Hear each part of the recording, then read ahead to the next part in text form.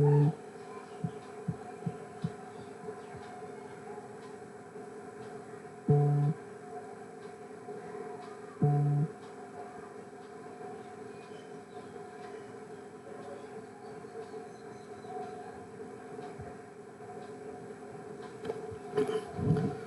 students, I hope you all must be having a great time. So this is me Gaurav Karan from Ved Science. I welcome you all to this wonderful session of Ved Science. So now you can subscribe to our channel and also you can hit the bell icon for the regular update.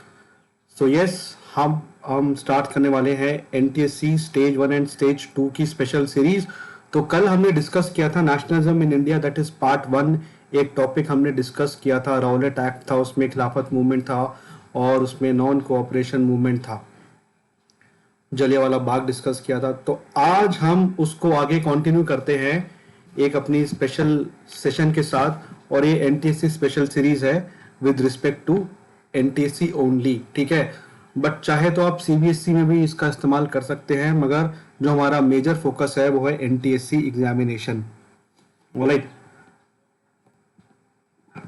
तो चलिए शुरुआत करते हैं। Nationalism in India, Bharat में राष्ट्रवाद की भावना कहां से जगी, कैसे जगी और इसके पीछे कौन से फैक्टर्स थे जो इन्वॉल्व थे। तो यस, आगे कंटिन्यू करते हैं। नाउ ये हमारा सेकंड टॉपिक है एनसीईआरटी में, differing strands with in the movement. जब नॉन कोऑपरेशन मूवमेंट स्टार्ट हुआ था तो अलग अलग पक्ष के लोगों ने इसको अलग अलग तरीके से समझा। अब वो अलग अलग तरीका क्या था, देखिए, the movements in the towns. अब ये सेकेंड यूनिट का फर्स्ट टॉपिक है, the movements in the town. जो शहर था, शहर में इस आंदोलन का क्या इफेक्ट था, किन किन लोगों ने पार्टिसिपेट किया और क्या क्या चीजें हुई। तो मूवमेंट्स इन टाउन्स।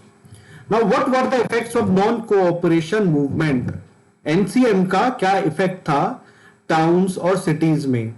सबसे पहले सिटीज की अगर बात करते हैं, so it started with the middle class participation. तो जो मिडिल क्लास पॉपुलेशन थी उनकी पार्टिसिपेशन से इसको स्टार्ट किया गया। Thousands of students left government controlled schools, colleges, headmasters and teachers resigned and lawyers gave up their legal practices। तो जैसा गांधी जी ने बोला था ये सब करने को, वो सब लोगों ने किया। सभी स्टूडेंट्स ने, सभी नहीं मतलब हजारों लोगों ने, हजारों स्टूडेंट्स ने गवर्नमेंट स्कूल्स को बॉयकॉट किया, कॉलेजेस को बॉयकॉट किया, जितने भी हेडमास्टर्स थे, टीचर्स थे, उन्होंने रिजाइन कर दिया, लॉयर्स ने अपनी प्रैक्टिस छोड़ दी। तो यानी कि जितने भी गवर्नमेंट इंस्टीट्यूशंस थे उन सबका लोगों ने बॉयकॉट किया, बहिष्कार किया। सिंपल सी बात है, ठीक है। स्टेज 2 के लिए बहुत इंपॉर्टेंट है। The council elections were boycotted. अब यहां पर येलो कलर से मैंने हाईलाइट किया है, स्पेशल इंपेटस दिया है। क्यों? क्योंकि एनटीएससी में यही पूछता है। काउंसिल इलेक्शंस का बहिष्कार किया, एक्सेप्ट मेड्रास प्रोविंस को छोड़ के। मेड्रास प्रोविंस का बहिष्कार नहीं हुआ बच्चों, याद रखना। जहां पर जस्टिस पार्टी पावर में थी और यह पार्टी नॉन ब्राह्मण्स लोगों की थी, नॉन ब्राह्मण्स, ठीक है। क्योंकि इनको यह लगता था कि अगर हम काउंसिल में एंट्री ले लेंगे तो हमारे पास कुछ पावर आ जाएगी, हमारे पास कुछ ताकत आ जाएगी, कुछ पावर आ जाएगी रूल करने की, जो कि नॉन ब्राह्मण्स को इजीली नहीं मिलता था ऐसा मौका। तो उन्होंने सोचा हमारे पास मौका है, हम इलेक्शंस तो लड़ेंगे। यानी कि काउंसिल इलेक्शंस तो बॉयकॉट हुए हर जगह, मगर मेड्रास को छोड़ के जहां पर जस्टिस पार्टी इन्वॉल्व थी, वो पार्टी जो कि नॉन ब्राह्मण्स की पार्टी थी, उनको लगा कि पावर में आने का, सत्ता में आने का एक ही तरीका है, वो है काउंसिल इलेक्शन को लड़ा जाए, ठीक है। तो यह फैक्ट याद रखना है, इलेक्शंस बॉयकॉट हुए थे, जस्टिस पार्टी ने बॉयकॉट नहीं किया। नाउ मेड्रास प्रेसिडेंसी में, मेड्रास प्रोविंस में, sorry. The effects of non cooperation on the economic front were more dramatic. Economic front पे जो नॉन कोऑपरेशन मूवमेंट का इफेक्ट था वो काफी ड्रामेटिक रहा। कैसे? देखिए, foreign goods were boycotted, liquor shops were picketed and foreign clothes were burned in huge bonfires. तो बहिष्कार किया टोटली, जितने भी फॉरेन गुड्स था उनका बहिष्कार किया। अब उससे क्या हुआ, जो फॉरेन क्लोथ था, जो उसका इंपोर्ट होता था, वो आधा हो गया। आधा किन 2 ईयर के बीच में, और 1921 एंड 1922 को मैंने ग्रीन कलर से हाईलाइट किया है ताकि आपको याद रहे। यानी कि जो उसकी कीमत थी 102 करोड़ से 57 करोड़ पर गिर गई। यह बहुत बड़ा नुकसान था ब्रिटिशर्स के लिए, तहलका मच गया था।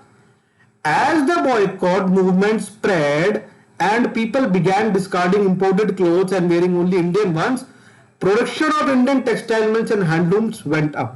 यानी कि ब्रिटिशर्स ने जो हमारा इंडियन टेक्सटाइल और इंडियन हैंडलूम्स था उस सबको नष्ट कर दिया था। मगर नॉन कॉपरेशन मूवमेंट जब आया और जब ब्रिटिशर्स का जो फॉरेन क्लोथ था वो हमने बॉयकॉट किया, ठीक है, उसके कारण क्या हुआ, हमने खादी का इस्तेमाल करना स्टार्ट कर दिया। ठीक है, यानी कि लोगों ने इंडियन बनाए, इंडियन में जो क्लोथ्स बनते थे सिर्फ उसी का इस्तेमाल किया, जिसके कारण जो इंडियन टेक्सटाइल मिल्स थी, ठीक है, जो कपड़ों की जो मिल्स थी, जो हैंडलूम सेक्टर था, उसको एक बूस्टअप मिला, उसमें प्रॉफिट होना स्टार्ट हुआ। आगे बढ़ते हैं। ठीक है, अब movements in the cities gradually slow down. क्यों? सिटीज में जो नॉन कॉपरेशन मूवमेंट का इफेक्ट था वो काफी कमजोर होता जा रहा था। ऐसा क्यों हुआ? देखिए, खादी का इस्तेमाल करने के लिए बोला वो तो सही है, मगर खादी बहुत एक्सपेंसिव था, बहुत महंगा था।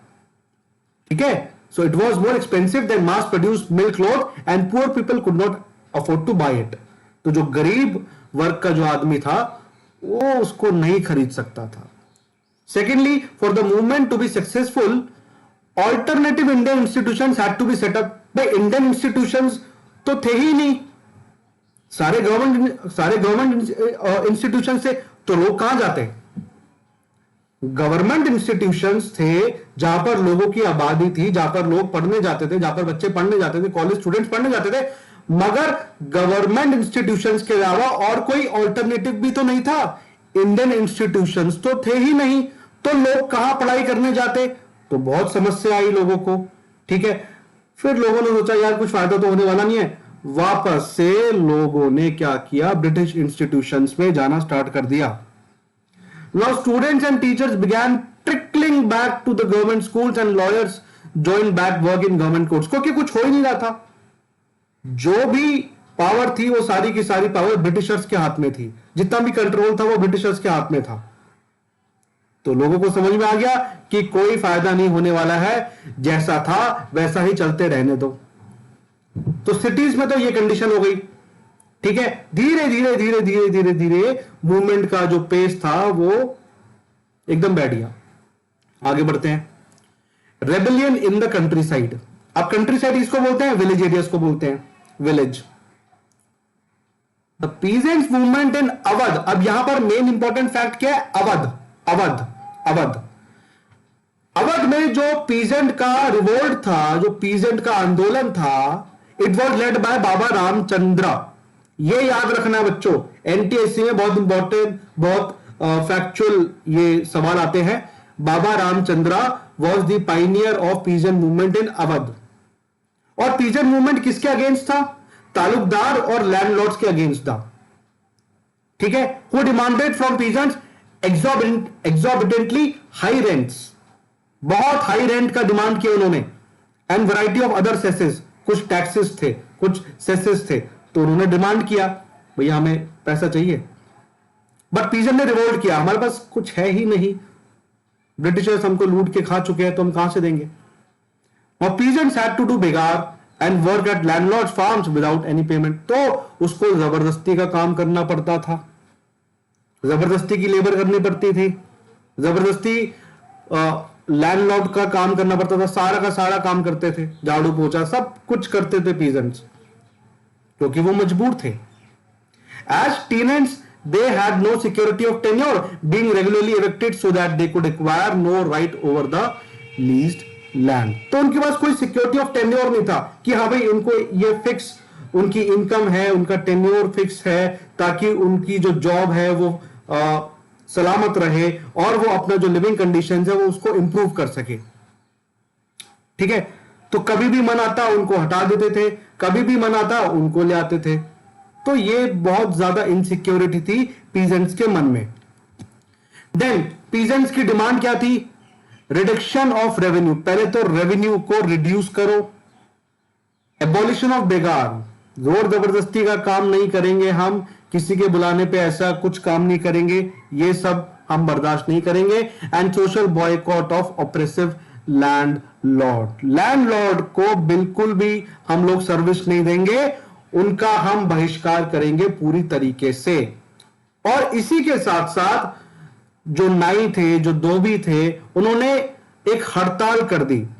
ठीक है, क्योंकि पंचायत में यह डिसाइड किया गया कि ये जितने भी लैंडलॉर्ड है ना, आप इनको अपनी सर्विस से एकदम डिप्राइव कर दो, ताकि ये मजबूर हो जाए, ताकि ये आपके सामने गिड़गिड़ाए। तो यहां तक कि जो बार्बर्स थे और जो वॉशरमैन थे, उन्होंने उनकी सर्विस को एकदम डिनाई कर दिया। अब हम आपको कोई काम नहीं करेंगे। किनकी सर्विस का? लैंडलॉर्ड। ठीक है, तो ये किसकी बात हो रही है? ये हो रही है बात पीजेंट मूवमेंट की बात हो रही है अवध में, जो कि किसके नेतृत्व में किया था? राजा रामचंद्र। ठीक है, तो ये अभी हमने पढ़ा है बाबा रामचंद्र। ठीक है, देन अब जून 1920 में जवाहरलाल नेहरू जी ने अवध के जितने भी गांव थे, अवध के आसपास जितने भी गांव थे, उन गांव का उन्होंने भ्रमण किया, विलेजर से बात करी और उनकी जितने भी ग्रीवांसेस थे, जितनी भी समस्या थी, उनको समझा, अच्छे से समझा उनको। ठीक है, और यहां तक कि बाबा रामचंद्र के नेतृत्व में अवध किसान सभा, अवध किसान सभा वॉज सेटअप बाय बाबा रामचंद्र, जिसके लीडर ये दोनों बने। कौन? बाबा रामचंद्र एंड जवाहरलाल नेहरू जी। ठीक है, ये था अवध किसान सभा। Now with in a month over 300 branches had been set up in the villages around the region. Awadh किसान सभा की जो फार्मर्स का एसोसिएशन था, अवध फार्मर्स एसोसिएशन, उसकी 300 ब्रांचेस खोली गई विलेजेस में। 300 ब्रांचेस, ताकि समझ में आ जाए पीजेंट्स को कि उनका उद्देश्य क्या होना चाहिए, उनका ऑब्जेक्टिव क्या होना चाहिए ब्रिटिशर्स के अगेंस्ट। ये एक मेन मकसद था। आगे बढ़ते हैं। Now, why Congress leadership was unhappy with the movement in Awadh? Congress की जो लीडरशिप थी, it was unhappy. Congress leaders were unhappy. Why? सबसे पहली बात, because the effort of the Congress was to integrate the Awadh peasant struggle into the wider struggle, but peasant movement however developed in forms. यानी कि but गई groups में। कांग्रेस का यह उद्देश्य था कि जितने भी पीजेंट्स हैं अवध के, उन सबको एक ही फॉर्म में, एक ही ग्रुप में हम लेकर के आए, मगर ऐसा हो नहीं पाया। लोग बट गए, अलग अलग आइडियोलॉजीज बट गई, डिवीजन हो गया बहुत। तो यह कांग्रेस को पसंद नहीं था। कांग्रेस का तो यह मोटिव ही नहीं था। कांग्रेस का मोटिव यह था कि सबको साथ में लाना है, सबको जोड़ना है, इंटीग्रेट करना है। तो एक तो ये रीजन हो गया। सेकेंड रीजन क्या था? जैसे मूवमेंट बढ़ा, 1921 की बात हो रही है, जैसे मूवमेंट बढ़ा तो जो तालुकदार थे और जो मर्चेंट्स थे, उनके घरों पर अटैक किया गया, बाजारों में लूटमार हुई और जितने भी ग्रेन्स थे, खाने के पदार्थ थे, उनको होल्ड कर लिया गया, उनको क्या कर लिया गया? सीज कर लिया गया। तो भाई एक उद्देश्य तो यह था नॉन वायलेंस, कि हमें नॉन वायलेंस पे स्टिक रहना है, हमें अपने मोटिव से एक्चुअली बाहर नहीं जाना है, नॉन वायलेंस के साथ रहना है, सत्याग्रह है। ठीक है, and in many places local leaders told peasants that Gandhi ji had declared that no taxes were to be paid and land was to be redistributed among the poor. The name of Mahatma was being invoked to sanction all action and aspirations. Gandhi ji के concept, Gandhi ji ने जितनी भी बातें बोली वो लोगों ने समझी। उनको पता था कि गांधी जी ने क्या बोला है कि टैक्सेस नहीं देने हैं, ठीक है, और गरीबों में जो है वो जमीनें बांट दी जाएंगी and so on. But Gandhi ji का मेन उद्देश्य क्या था? नॉन वायलेंस था, सत्याग्रह था, सच्चाई के रास्ते पे आपको चलना है, लूट मार नहीं करनी है आपको। मगर ये लोगों ने समझा ही नहीं, ये लोगों ने समझा ही नहीं, इसलिए बाद में जाकर के गांधी जी को मूवमेंट कॉल्ड ऑफ करनी पड़ी 1922 में। वो हम आगे पढ़ेंगे। आगे आ जाओ जी। Movement led by the tribal peasants of Gudem hills. So the tribal peasants of Gudem hills ji.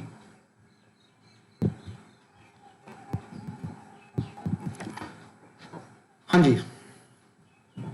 A militant guerrilla movement spread in the early 1920s. A militant guerrilla movement was spread.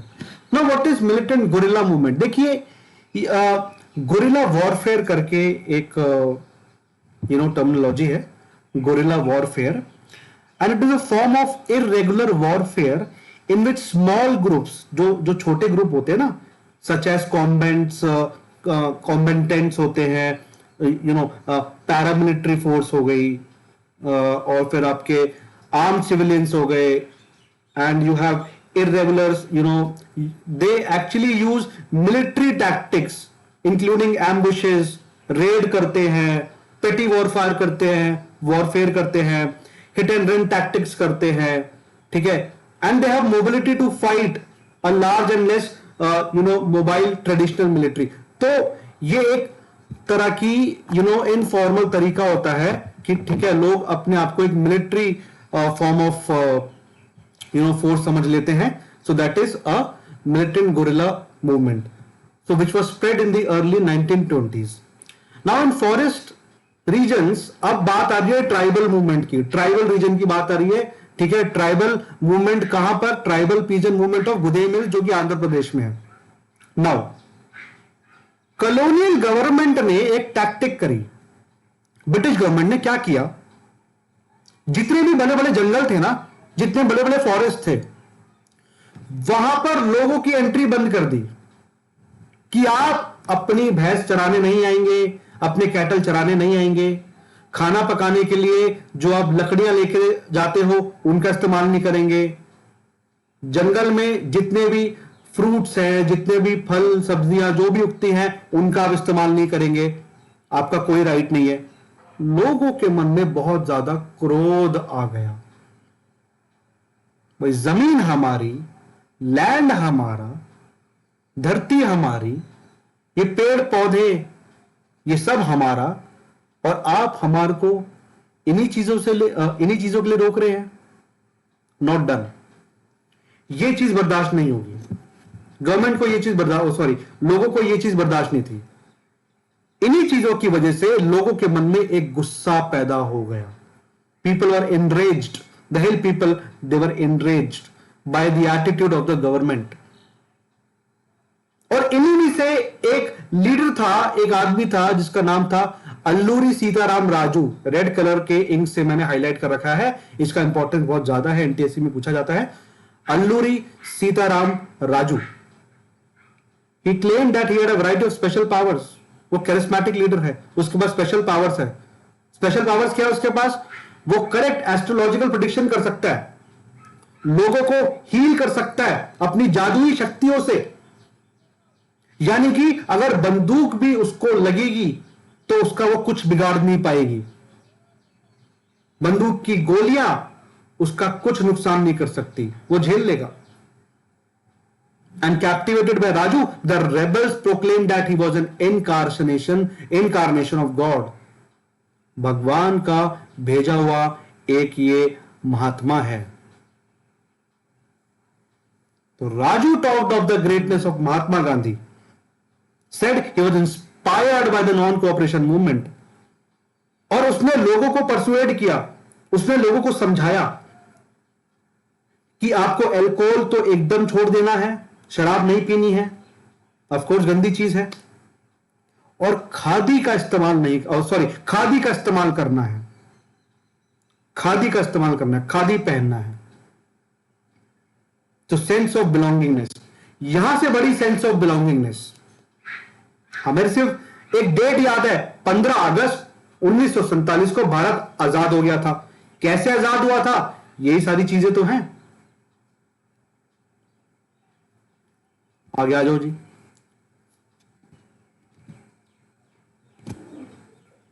Now, but at the same time, he asserted that India could be liberated only by the use of force, not non-violence.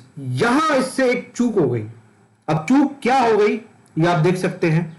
Gandhi ji का हमेशा से एक ही मकसद रहा है, non violence. मगर राजू जी ने क्या समझा कि भारत जो है वो एक ही तरीके से आजाद हो सकता है, use of physical force, rebellion. The Gudem rebels attacked police stations, attempted to kill British officials and carried on guerrilla warfare for achieving Swaraj. तो ये तरीका उन्होंने अपनाया, ये तरीका उन्होंने अपनाया। Okay, Gudem rebels. और गुदेम रेबल्स कहां के, आंध्र प्रदेश के। ये याद रखना है, एनटीएससी में पूछा जाता है, गुदेम हिल्स कहां पर है, आंध्र प्रदेश में है। ठीक है, तो स्वराज अचीव करने का एक ही मकसद है, एक ही मेथड है इनफैक्ट, और वो मेथड होगा अटैक करके, ब्रिटिशर्स के ऊपर अटैक करना है, उनके पुलिस स्टेशन पे अटैक करना है, उनके ऑफिशियल्स पे अटैक करना है, खून खराबा करना है। नहीं, नहीं चलेगा, नहीं चलेगा। And finally Raju was captured and executed in 1924, और समय के साथ वो एक नेशनल हीरो बन गया, अल्लूरी सीताराम राजू। ठीक है, आगे बढ़ते हैं। Swaraj in the plantations, yes, बहुत जबरदस्त, बहुत अच्छा टॉपिक है ये। तो अभी तक आपने समझ लिया होगा differing strands with in the movement. Towns और सिटीज में क्या हाल था, विलेजेस में क्या हाल था, पीजेंट जो एग्रीकल्चरिस्ट थे, जो फार्मर्स थे, उनके लिए मूवमेंट क्या था, और जो ट्राइबल लोग थे उनके लिए मूवमेंट क्या था। अब आ जाते हैं swaraj in plantations, plantation workers of Assam. Freedom meant that, according to these Assamese people, freedom meant the right to move freely in and out of the confined place in which they were enclosed, and it meant retaining a link with the village from which they had come. तो यानी कि आपका इधर उधर से जाना वाजिब चीज है, आपको कोई नहीं रोक सकता, क्योंकि जहां आप पैदा हुए हो, जहां आपका असली घर है, वहां तो आप जा सकते हो। मगर लोगों को पता नहीं था, इनलैंड इमिग्रेशन एक्ट ऑफ 1859 लगा हुआ है, जिसमें plantation workers were not permitted to leave the tea garden without the permission. मगर उन्होंने ये हिम्मत दिखाई कि हम जाएंगे और जाकर दिखाएंगे, हम जाकर दिखाएंगे। तो जानकर के दिखाना was something very much different. उस केस में क्या हुआ, ब्रिटिशर्स ने बहुत ज्यादा अत्याचार किया लोगों के ऊपर, ब्रूटल तरीके से मारा, बहुत मारा, तबीयत से मारा। क्यों? क्योंकि लोग जो थे वो टी गार्डन से निकल करके अपने घर की तरफ जा रहे थे। भाई घर में भी तो कोई उनका इंतजार कर रहा होगा, उनकी फैमिली होगी, उनको याद आ रही होगी, तो हमारी कोई फीलिंग नहीं है, आप समझो हमारे को। पर ब्रिटिशर्स ने नहीं समझा। So when they heard of the non-cooperation movement, thousands of workers defied the authorities and left the plantations and headed home. तो उनको पता चल गया था कि नॉन कॉपरेशन मूवमेंट क्या है, तो इसलिए उन्होंने अपने अथॉरिटीज की बात नहीं मानी, and they left the plantations and headed towards their home. They believe कि गांधी राज अब आ चुका है और सभी के पास अपना राइट होगा, और सभी लोगों को जमीन दी जाएगी। उन्हीं के विलेज में सभी को जमीन की आजादी मिलेगी, जमीन लेने की आजादी मिलेगी, सबको राइट मिलेगा। सो however they never reach there destination, वो अपने घर कभी पहुंच ही नहीं पाए। Stranded on the way by railway and steamer strike, railway की स्ट्राइक चल रही थी, स्टीमर की स्ट्राइक चल रही थी, नदी कैसे पार करते, घर कैसे जाते, स्ट्राइक चल रही थी। इतने में पुलिस ने उनको पकड़ लिया और जो मारा उनको, जो तबीयत से मारा, बहुत सारे मर गए। So this happened, this actually happened.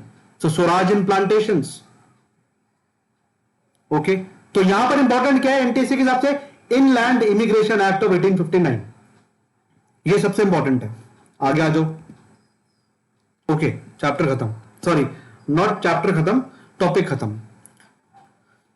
तो ये था आज का टॉपिक। आई होप आपको समझ में आया होगा इस चैप्टर का इंपॉर्टेंस क्या है, इस टॉपिक का इंपॉर्टेंस क्या है। अपने आप को ऐसे तैयार कीजिए कि सवाल कहीं से भी आ जाए, आप सिर्फ उसको देखते ही सॉल्व कर दें।